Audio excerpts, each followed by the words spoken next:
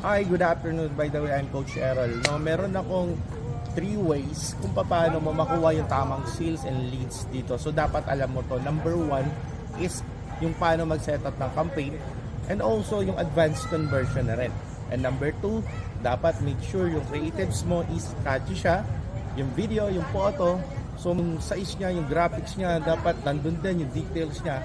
Of course, content creation, dapat maayos siya, no?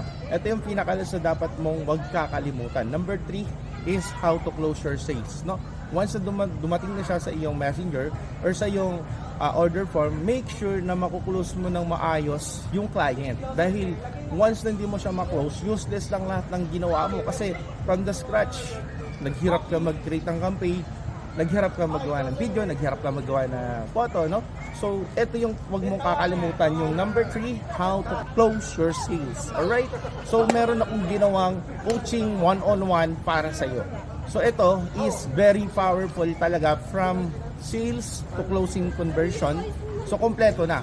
Message mo ako, I will guide you kung paano nga ba sisimulan and paano nga ba makaklose ng tamang sales. Alright? By the way, I'm Coach Errol from One Marketer.